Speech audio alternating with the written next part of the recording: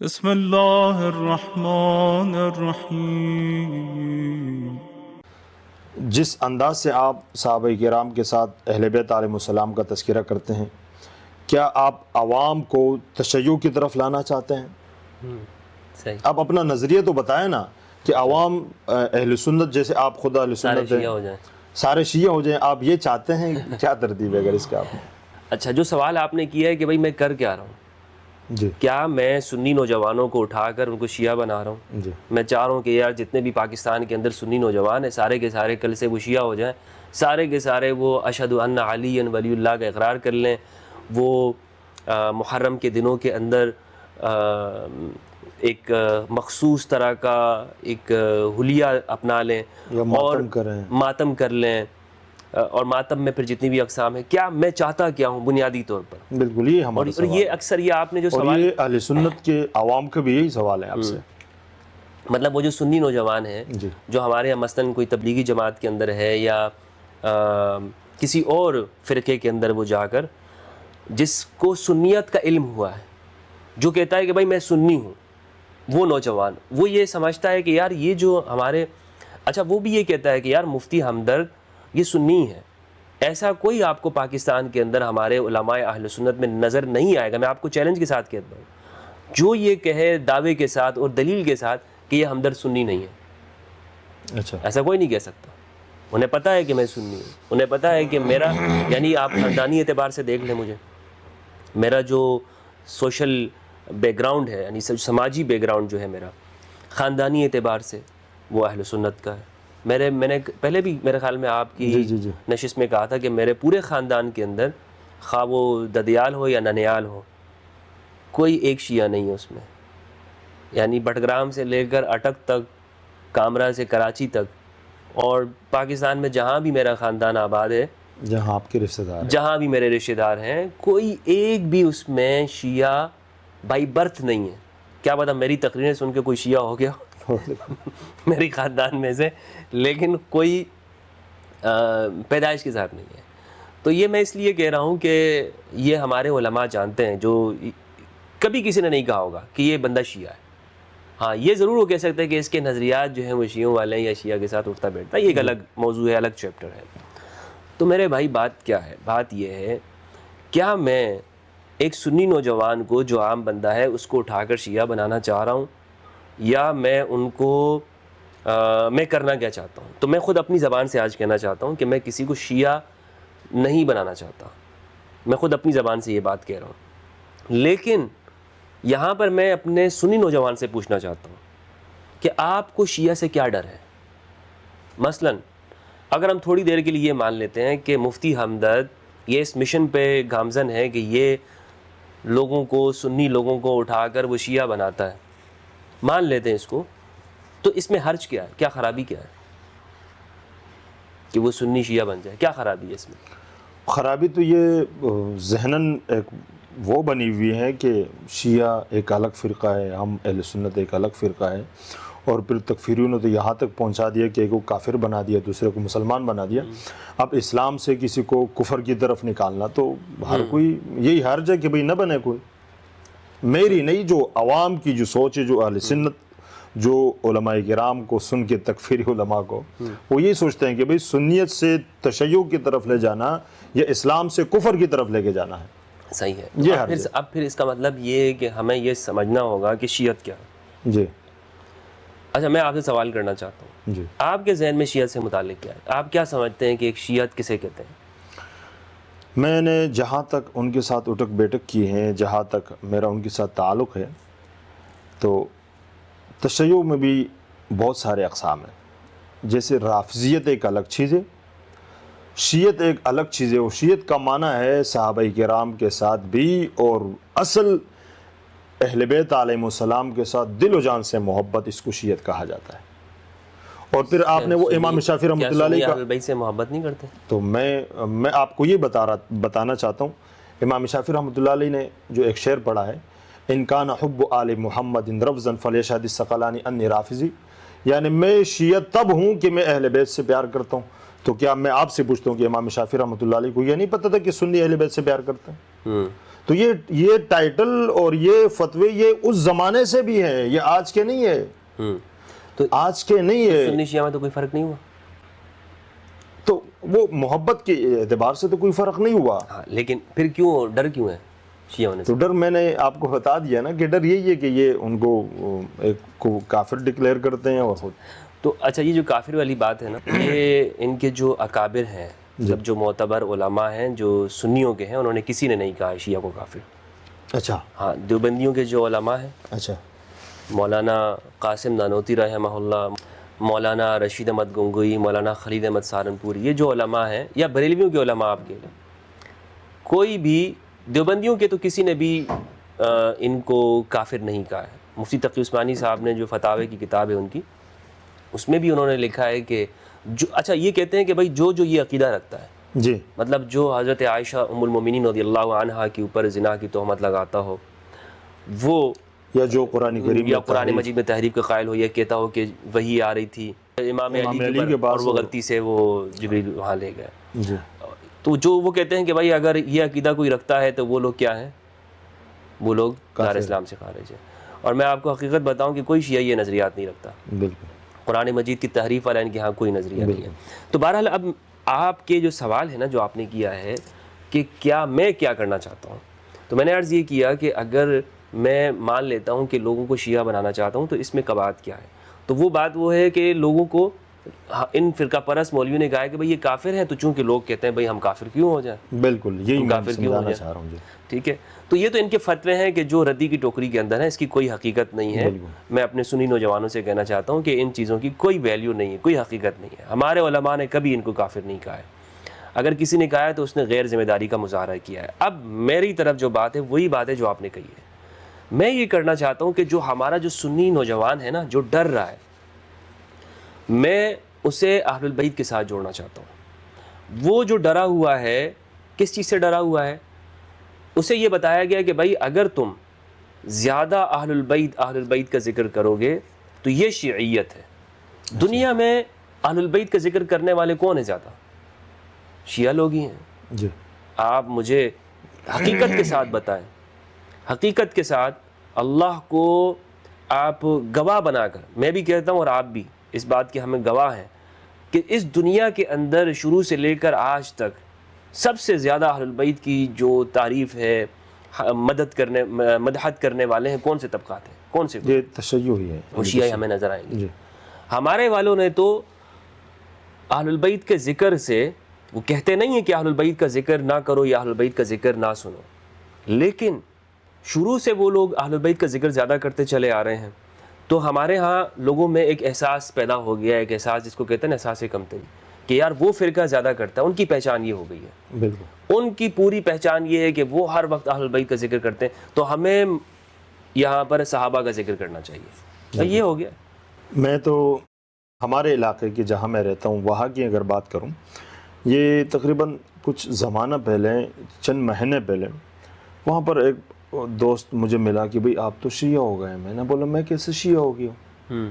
کہنے لگے آپ ہر ٹائم علی علی کرتے ہیں. تو میں نے اس کے کندھے پہ ہاتھ رکھ کے، مطلب ہمارے علاقے میں اہل بیت علیہ السلام کو الف با سے آپ کو سیکھنا پڑے گا پھر سے، اور لوگوں کو سکھانا پڑے گا شروع سے. میں نے اس کے کندھے پہ ہاتھ ڈال دیا. میں نے بولا ایک دو باتیں میں کرتا ہوں، آپ ذرا سنیں. میں نے بولا آپ کلمہ سنائیں نا. وہ کہنے لگا لا الہ الا اللہ محمد رسول اللہ. میں نے بولا جس میں جو محمد ہے نا صلی اللہ علیہ وآلہ وسلم، اس محمد کا ایک بھائی تھا حضرت علی، اس کا نام علی ہے. اور پھر میں نے ایک وہ سنا ہے کہ انا وعلی من نوری واحد، یا حضور علیہ الصلوۃ والسلام کا جو شجرہ ہے کہ محمد بن عبداللہ بن عبد المطلب علی بن ابی طالب. جی بالکل بالکل. تو میں نے کہا یہ جو علی ہے یہ اس پیغمبر کا بھائی ہے جس کا نام ہم کلمے میں سنتے ہیں اور پڑھتے ہیں. پھر بولتے ٹھیک ہے. تو میں نے بولا یہ کوئی اور علی نہیں ہے میرے پیارے، یہی علی ہے جو حضور کا بھائی ہے، جو خلیفہ چہارم ہے، جو آپ یہ خلفائے چہارم، چار خلفاء کی بات کرتے ہیں، جس میں جو چوتھا نام جو آپ لیتے ہیں وہی علی ہے. یہ کم از کم ہمارے ہاں تشیع کی ضد میں، حقیقت میں یہی، اور کچھ بھی نہیں ہے. اب دیکھیں نا بہت سارے یزید کے بارے میں رحمت اللہ رضی اللہ، آج کل علماء لگے ہوئے، میں نے ایک بندے سے اس دن کہا, میں نے بولا یزید اس کا کچھ لگتا نہیں ہے, اور نہ اس کا یزید سے نہ یزید سے ان کا کچھ لینا دینا ہے, یہ صرف تشیع کی بغض میں اور اہل بیت کے دشمنی میں, بس اور کچھ بھی نہیں ہے. اور حقیقت ہے میں نے ان کو سمجھایا بھی اور کہا بھی کہ میں نے بولا دیکھو اب اس کا یزید کے ساتھ کیا ہے, یزید تو واحد وہ چیز ہے کہ جس کو ہر مسلک نے برا کہا ہے اور اس کو فاسق اور فاجر حتیٰ کہ ناپاک اور پلید بھی کہا ہے, لیکن ایک پگڑی سمیت پھر شکل پہ چہرے پہ دھاڑی اور پھر نام کے ساتھ عالم مولانا, پھر بھی تو یہ ان کا یزید کے ساتھ نہیں, اصل میں بغض اور دشمنی دوسری طرف ہے. تو ہمارے علاقے میں تبھی تو یہ دور کرتے ہیں نا نوجوانوں کو, یہی کہہ کر مثلا محرم کے دن جب آتے ہیں یہ آپ کو کہتے ہوئے سنائی دیں گے کہ بھائی محرم کے دنوں میں آپ رویا مت کرو, جی بدعت ہے, بدعت ہے, سبیل بدعت ہے. بھائی پانی پلانا بدعت کیسے ہو گیا؟ کسی کو پانی پلانا, پیاسے کو شربت پلانا, کھانا کھلانا, حلیم کھلانا, دیگ بنانا, یہ بدعت کیسے ہو گیا بھائی؟ نہیں, وہ کہتے ہیں کہ آپ اور دنوں میں کیوں نہیں کرتے؟ بھائی اور دنوں میں کرو, بالکل اور دنوں میں بھی کرتے ہیں یہ, لیکن اچھا اور دنوں میں اگر نہیں بھی کرتے, اس دن میں کرتے, تو بدعت کیسے ہو گیا بھائی؟ بدعت تو وہ چیز ہوگی نا کہ جس سے رسول اللہ نے منع کیا ہے کہ اب یہ مطلب دین جو کے ثواب اندر سمجھ کے آپ کرتے ہیں نا, اس لیے ان کو بدعت کہتے ہیں. نہیں, ثواب سمجھ کے یہ بھی کوئی بدعت کی ڈیفینیشن نہیں ہے کہ ثواب سمجھ کے آپ کوئی کام کرے تو بدعت ہو گئی. کسی مسکین کو کھانا کھلانے پر کب منع کیا دین نے؟ دین نے کب منع کیا کہ آپ کسی کو پانی نہ پلائیں؟ کون سی جگہ, کون سی ایسی نس ہے کہ جس میں منع کیا؟ بھئی آسان کر کے ہم سمجھے نا. بالکل. کبھی رسول اللہ نے منع کیا ہو کہ آپ صلی اللہ علیہ وآلہ وسلم آپ کسی کو پانی نہیں پلانا؟ ایسی تعلیمات تو نہیں ہے اسلام کی. تو بدعت یہ جو انہوں نے لٹھ لے کے دوڑ پڑتے ہیں نا کہ یہ بدعت ہے, مسئلہ سارا یہ ہے کہ یہ ان دنوں کے اندر اگر روئیں گے, بھائی کیوں رو رہے ہیں؟ اچھا امام حسین کے اوپر رو رہے ہیں, بھائی وہ ایسی مظلومانہ داستان ہے, وہ ایک ایسی ایک اس کے اندر اللہ سبحانہ و تعالیٰ نے اتنی ایک کشش رکھ دی ہے کہ جو بھی اسے سنتا ہے اس کا دل اہل البیت کی جانب کھنچا چلا جاتا ہے. حقیقت. تو یہ ظالم فرقہ پرست منع کرتے ہیں اپنے لوگوں کو کہ ان کے قریب مت جانا, یہی وجہ اور کوئی وجہ نہیں ہے. بالکل حقیقت. کیونکہ آپ یہ دیکھیں کہ یہ اپنے اکابر کے اوپر رو بھی رہے ہوتے ہیں. یہ جو انہوں نے بدعت کی بات کی, اب میں سبیل کی بات کر رہا تھا, سبیل ہے, کھانا کھلانا ہے. آپ دیکھیں یہ ساری چیزیں کیا ہیں؟ یہ اللہ کی راہ میں خرچ کرنا ہے. آپ اس کو کیسے بدعت کہہ سکتے ہیں؟ کیسے آپ کہہ سکتے ہیں کہ بھائی محرم کے دنوں میں آپ لوگوں کو کھانا نہ کھلائیں, لوگوں کو پانی نہ پلائیں؟ تو انہوں نے جو منع کیا ہے وہ بنیادی طور پر دوسرے فرقے کی بغض کے اندر. یہ اچھی طرح سے جانتے ہیں کہ اس وقت میں پوری زمین کے اوپر نا علی وجہ الارض اگر اہل البیت کا کوئی ذکر کرنے والا ہے تو وہ یہ لوگ ہیں. یہ ان کے ساتھ میں اٹھا بیٹھا ہوں, میں نے دیکھا ہے کہ یہ اہل البیت کے لیے کیسے ان کے دل ان کے روتے ہیں, ان کے دل یہ جب اپنے سینوں کو مارتے ہیں. تو آپ کبھی ان کو دیکھیے گا, جی کبھی ان کے ساتھ بیٹھ کے, کہ یہ بہت دکھی ہیں یہ لوگ. یہ کہتے ہیں کہ جناب زینب سلام اللہ علیہا وہ کس طرح سے مظلومیت کے ساتھ ان کو لے جایا گیا اور کیا کچھ ان کے ساتھ وہ, یہ ان چیزوں کو یاد کرتے ہیں اور وہ جذبات ان کے جڑے ہوئے ہوتے ہیں, اور ایسے موقع پر ان کے پھر یہ اپنے اوپر قابو نہیں رکھ پاتے. تو خیر بہرحال اس کو ہم چاہے جائز کہیں, ناجائز کہیں, بدعت کہیں, لیکن یہ لوگ جو اپنی جو پریکٹس کر رہے ہوتے ہیں یہ اہل البیت کے ساتھ مکمل خلوص کے ساتھ کرتے ہیں. تو اس کے علاوہ تو دیگر تو ہم لوگوں نے تو شکوک و شبہات پیدا کیے ہیں. ہم لوگوں نے تو یعنی اتنے شکوک و شبہات پیدا کیے ہیں کہ ابھی آپ خود دیکھیں کہ کیا ایسے علماء نہیں ہیں یہاں پر اسکالر سنیوں کے اندر جو یزید کو رحمۃ اللہ علیہ کہتے ہیں؟ بالکل کہتے ہیں نا. بالکل. تو کیوں کہہ رہے ہوتے ہیں؟ وجہ میں نے بتا دی ہے, بغض میں, بغض کے اندر کہتے ہیں. جی. تو یہ بات ہے کہ ان کے ساتھ آپ نہ بیٹھو, ان کے پاس آپ نہ جاؤ, اسی لیے منع کرتے ہیں سنی نوجوانوں کو. اچھا مفتی صاحب یہ تو بات ہو گئی, البتہ میری بھی ذہنیت یہی ہے کہ کوئی بھی سنی اہل بیت علیہ السلام کا ذکر اس لیے نہیں کرتا کہ لوگ شیعہ ہو جائیں, بلکہ یہ حق سمجھتے ہیں کہ اہل بیت کا ذکر یہ حق ہے کہ ان کا تذکرہ کیا جائے. ایسا ہی ٹھیک ہے نا. اب ہمیں ان پر سوال اٹھانا چاہیے کہ بھی آپ منع کیوں کر رہے ہیں اس ذکر سے؟ ٹھیک ہے نا, منع کیوں کر رہے ہیں؟ آپ منع کیوں کر رہے ہیں؟ تو اسی انداز سے پھر جب ان کے اوپر بات آتی ہے، ہمارے ایک ماموں ہے کل مجھے پکڑ کے کہنے لگے کہ ماشاءاللہ ہر وقت علی علی کرتے ہیں فیس بک پہ فلانا ڈھنگانا، مجھے کہنے لگے مجھے یہ بتائیں کہ کیا اہل بیت پرچار کے محتاج ہیں؟ تو میں نے بولا اگر اہل بیت پرچار کے محتاج نہیں ہے تو پھر کائنات میں کوئی بھی پرچار کے محتاج نہیں ہے۔ پھر تو تمہاری یہ جو جماعتیں ہیں جتنی، جن کے لیے تم دریاں بچھا رہے ہوتے ہو، جن کے لیے تم ماشاءاللہ تبلیغ پہ جا رہے ہو، تو یہ بھی تو پرچار کے محتاج نہیں ہے نا؟ تم جو ان کے جھنڈے اٹھاتے ہو، ان کے لیے نعرے لگاتے ہو، تمہارا ایک لیڈر جس کی زندگی اس نے اسلام کے لیے ماشاءاللہ کچھ کیا ہو نہ کیا ہو، لیکن جو اہل البیت ہیں جنہوں نے دین پہنچایا ہے، جن کے لیے رسول اللہ صلی اللہ علیہ وآلہ وسلم روتے رہے ہیں، ان کا پرچار نہیں کرنا چاہیے؟ یعنی خطبہ حجۃ الوداع، اس میں رسول اللہ صلی اللہ علیہ وآلہ وسلم نے کس کا پرچار کیا ہے؟ کیا صحابہ کا پرچار کیا یا اہل البیت کا پرچار؟ قرآن اور اہل بیت کا، قرآن و اہل بیت کا پرچار کیا۔ حدیث ثقلین، اس سے تو کوئی انکار نہیں کرتا نا کہ اس میں رسول اللہ نے یہ فرمایا کہ اذکرکم اللہ فی اہل بیتی، بالکل میں تمہیں اپنے گھر والوں کے اندر کے بارے میں اللہ یاد دلاتا ہوں، اللہ تعالیٰ سے ڈراتا ہوں ان کے، یاد دلاتا ہوں تمہیں، ڈراتا نہیں ہوں، ڈراتا تو خوف کا لفظ ہوتا ہے نا، یاد دلاتا ہوں، اذکرکم اللہ، ذکر اللہ، اللہ یاد دلاتا ہوں کہ ہمیشہ تم یاد رکھنا کہ میرے جب بھی کوئی معاملہ کرو تو اہل البیت جب تمہارے سامنے آئے نا تو اللہ یاد آ جائے تمہیں۔ یہ اہل البیت وہ ہیں کہ تمہیں خدا ہمیشہ یاد رہنا چاہیے ان کے معاملے میں۔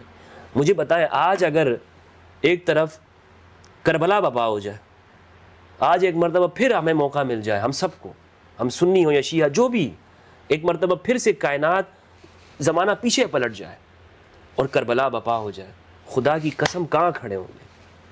کدھر جائیں گے ہم؟ بالکل صحیح ہے؟ تو اللہ یاد دلایا رسول اللہ نے، مجھے یاد آنا چاہیے کہ میں دیکھ رہا ہوں کہ ایک جانب یہ اہل البیت نماز پڑھ رہے ہیں، دوسری جانب وہ لوگ بھی نماز پڑھتے ہیں، وہ جو عمر بن سعد ہے، شمر بن ذوالجوشن ہے، یا خولہ ہے، یا دوسرے ہیں، یا عمر بن سعد اور اسی طرح عبید اللہ بن زیاد، نماز پڑھ رہے ہیں یہ لوگ، بالکل، ٹھیک ہے؟ وہیں سے بھی اذان کی آواز آ رہی ہوتی، تو مجھے کیسے پتہ چلے گا کہ حق کدھر ہے؟ حق کی طرح۔ اگر میں اسی بے شعوری کیفیت کے اندر جیتا رہوں کہ بھائی جو بھی ماشاءاللہ داڑھی والا ہو، جس نے بھی پگڑ لگائی ہوئی ہے، جو بھی داڑھی والا ہے، جو بھی اللہ اللہ کا نام لے رہا ہے، مسلمان خود کو کہہ رہا ہے، تو بس حق ادھر ہے، یہ ہے دین نے ایسا ہمیں پہنچایا ادھر۔ یہ تو وہ مذہبی شخص کہ جو زبان سے کلمہ بھی کہتا ہو اور اس بات کے اعتراف کرتا ہو کہ بھائی مجھے دین کی معرفت ہے، لیکن وہ اہل البیت کے معاملے میں آ کر اسے کوئی شعور نہ حاصل نہ ہو۔ اور وہ پیغمبر اسلام نے ایک حدیث کے ٹکڑے میں یہ فَأَنظُرُونِي كَيْفَ تخلفون فی نہیں فَأَنظُرُوا كَيْفَ تَخَلُّفُونِ فِيهِمَا تخلفون فِيهِمَا تم کہ میں دیکھتا ہوں کہ میرے بعد ان کے ساتھ کیا معاملہ کرتے ہو کیا قرآن اور اہل بیت کے ساتھ۔ تو اس کے بعد اچھا مجھے ایک بات بتائیں، اہل البیت کے سوا کسی اور کی گارنٹی دی ہے رسول نے؟ کسی کے بھی اگر گارنٹی دی ہو کہ یہ حق پر ہمیشہ رہیں گے، کوئی بھی کائنات کا فرد جو اہل البیت کے علاوہ جس کی گارنٹی رسول نے دی ہو؟ وہی نہیں ہے ہمارے۔ اس لیے میں یہ سمجھتا ہوں کہ جو اگر ہم اصل سنیت کی طرف جائیں گے نا، جو ہمارے جو اصل اکابر اہل سنت ہیں انہوں نے حق کھول کھول کے لکھ دیا۔ تمام جتنے بھی ہمارے جو اکابر ہیں انہوں نے، بخاری میں آپ دیکھ لیں، مسلم میں دیکھ لیں، جو اہل البیت کا حق ہے انہوں نے بیان کیا اسے۔ مجھے یہ بتائیں کہ مدارس کے اندر تو یہ سب کچھ نہیں بتایا جاتا نا، نہیں بتایا جاتا، شیعہ کے حوالے سے خاص ذہن ہے۔ کبھی آپ کو مدرسے میں کبھی یہ بتایا گیا تھا کہ یہ جو شیعہ لوگ ہوتے ہیں یہ کافر ہوتے ہیں؟ تو میں خود جماعت میں تھا، سپاہی صحابہ میں، تو نہیں تو آپ جماعت میں کیسے گئے؟ آپ تو مدرسے میں پڑھنے جاتے تھے نا۔ نہیں تو شروع میں ایک ترتیب یہ پولیٹیکل جماعت کا آپ کیسے بنے؟ جیسے مدرسے میں آپ ہوتے تو نا، طلباء کی ایک ترتیب ہوتی ہے نا، کہ کوئی جمعیت علماء اسلام میں ہے، کوئی سپاہی صحابہ میں ہے۔ یہی جماعتیں جو ابھی تنظیمیں کام کرتی ہیں مدارس میں بھی کام کرتی ہیں نا، وہاں بھی ہوتے ہیں علماء کرام، یہ جو جتنے بھی ہیں ماشاءاللہ، علامہ صاحب فلانا، تو یہ مولانا جب ہوتا ہے یہ مدرسوں سے تو آتے ہیں، کہاں سے آتے ہیں؟ گھر میں تو مولوی نہیں بنتا نا، تو یہ ترتیب تو وہاں تھی۔ تو صحابہ کرام کا سپاہی تو آج بھی ہوں، ایسی کوئی بات نہیں ہے الحمدللہ۔ البتہ غصہ آتا تھا آپ کو کہ شیعہ مل جائے تو؟ مجھ سے تو اتنی کمیاں ہو گئی کہ میں اپنے ماموں کے ساتھ بھی لڑ پڑا ایک دن، اچھا، اس لیے کہ وہ یزید لعنت اللہ کے بارے میں میں یہی کہتا تھا کہ 300 صحابہ کرام نے بیعت کی ہے تو تم آپ کہتے تھے یزید کی اچھائیاں کرتے تھے؟ واللہ میں نے یہی کہا کہ 300 صحابہ کرام نے بیعت کی، تم کون ہوتے ہو یزید کو برا بلا کہنے والا؟ تو پھر وہ مشہور جملہ مودودی صاحب نے کہا کہ بھئی ایسے صحابہ تو نہیں ہو سکتے جو یزید کی بیعت کرے امام حسین کو چھوڑ کے۔ پھر وہ مودودی رحمۃ اللہ نے ایک سوال پوچھا نا، میں یہی ان سے پوچھتا ہوں کہ بھئی تم لوگوں نے یزید کی بیعت امام حسین کو چھوڑ کے یزید کی بیعت کیسی کی؟ تو سختی تو ذہن میں بہت زیادہ تھی۔ یعنی اتنے آپ متشدد تھے کہ آپ یزید کو بھی آپ اچھا کہتے تھے؟ نا تو میں مانسرہ میں وہاں تشیع کا کوئی جلوس یہ ترتیب نہیں ہے، شروع سے آپس میں ایک باتیں ہوئی ہے نا، لیکن وہ نہیں نکالتے ہیں خوف کی وجہ سے؟ خوف نہیں، ایک مطلب عوام اہل سنت اور تشیع کی بات ایران میں بھی نہیں نکالتے وہ کوئی اچھا مطلب ایک بات ہو گئی کہ بھئی اس کے لیے تو میں ابھی ہم سپاہی صحابہ والے میں نے 3 سال مسلسل وہاں امام بارگاہوں کے باہر ہم کھڑے رہتے تھے محرم میں کہ بھی باہر نہ نکلے۔ اچھا جی کہ بھئی باہر نہیں آنے چاہیے۔ پھر میں ایک مرتبہ خود اسی ایک امام بارگاہ میں گیا، وہاں جو شاہ صاحب تھے اس نے میرا ماتھا چھوما، کہنے لگے کہ بھئی آپ نے تو یہاں مجھے باہر جانے نہیں دیا، آج اندر آ گئے۔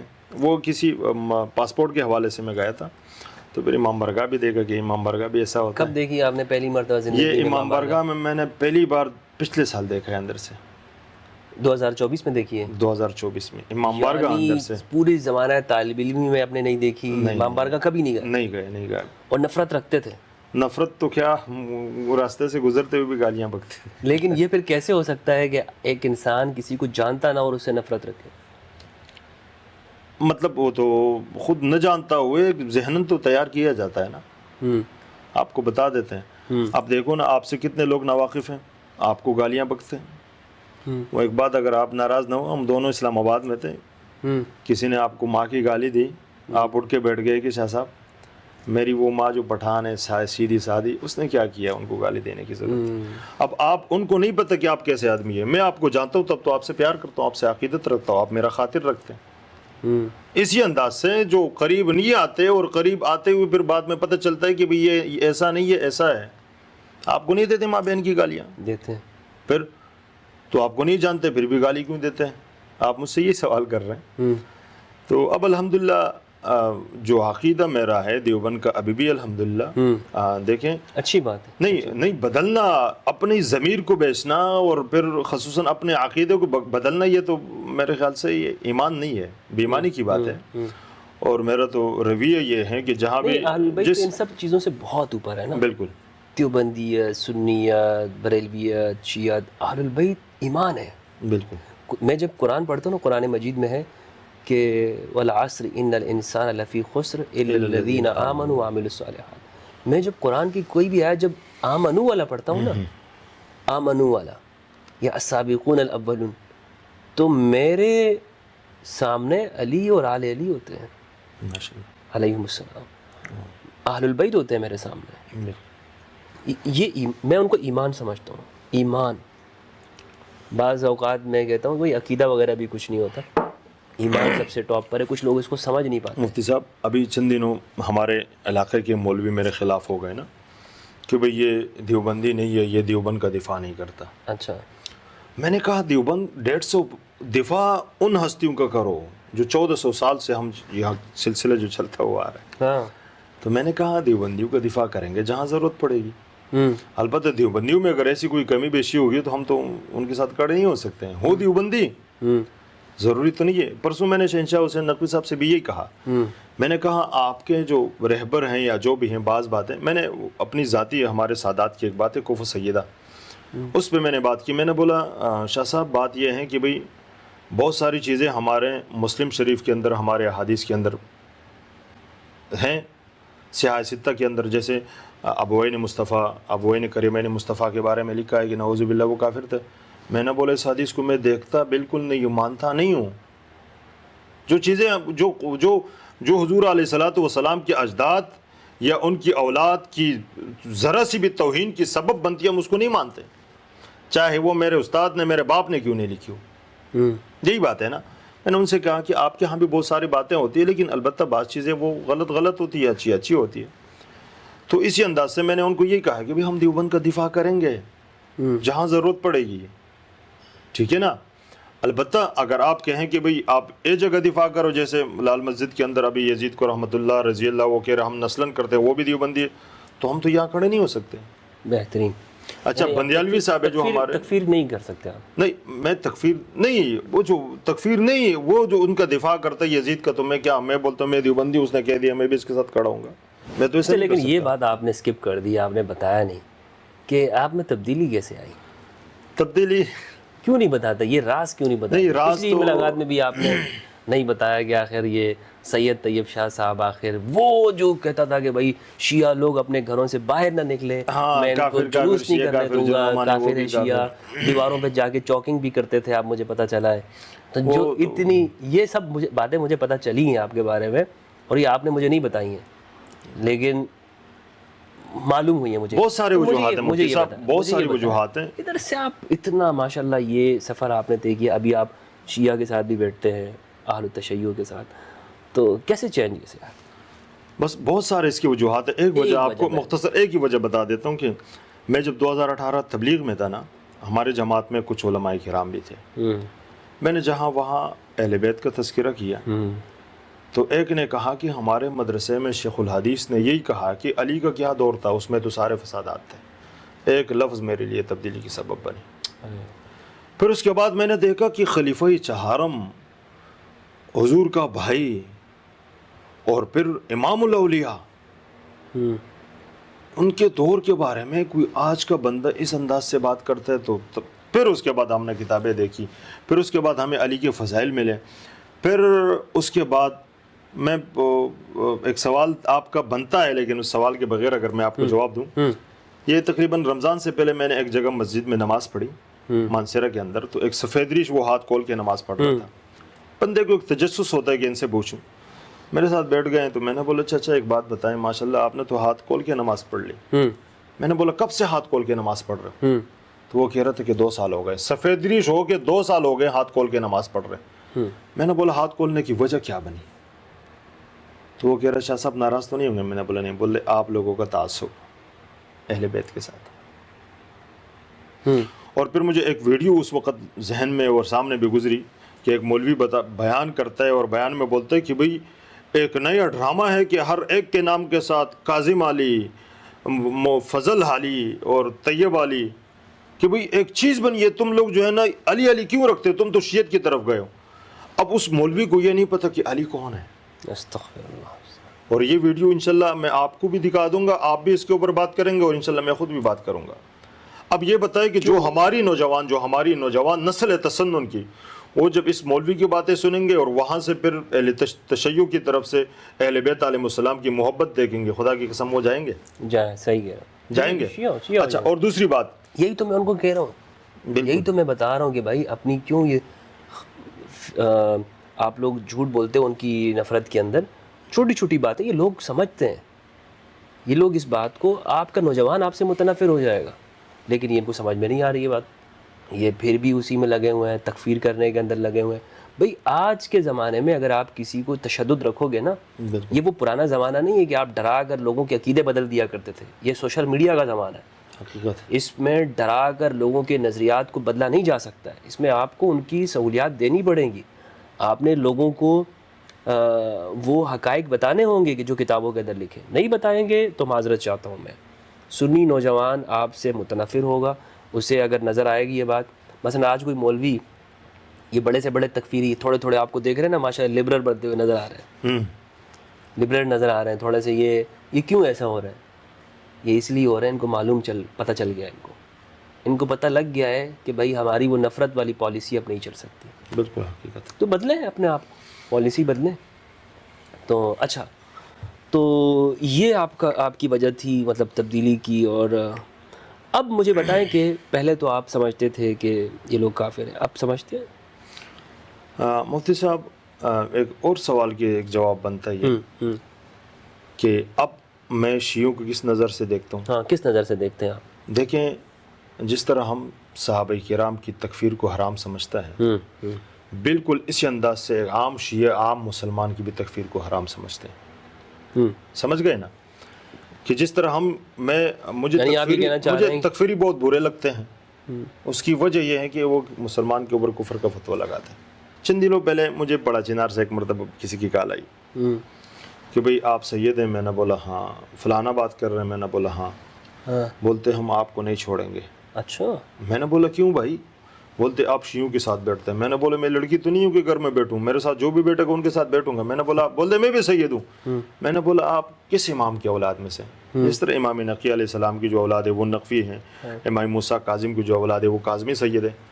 بولتے ہمارے امام تو حضرت ابوبکر صدیق ہیں اور حضرت عمر ہے اور یہ سارے ہمارے امام ہیں. میں نے بولا ائمہ اہل بیت کی بات کرتا ہوں, جو 12 ائمہ اہل بیت ہے. وہ کہنے لگے یہ تو میں مولوی صاحب سے پوچھوں گا. میں نے بولا آپ اپنے آپ کو سید بھی کہتے ہیں اور مجھے ڈراتے بھی ہیں, دھمکاتے بھی ہیں, اور مجھے یہ کہتے ہیں کہ گھر بھی آؤں گا, یہ بھی کروں گا. اور میں نے جب آپ سے یہ پوچھا آپ کون سے سید ہیں, تو آپ کے امام بہت سارے ہو گئے.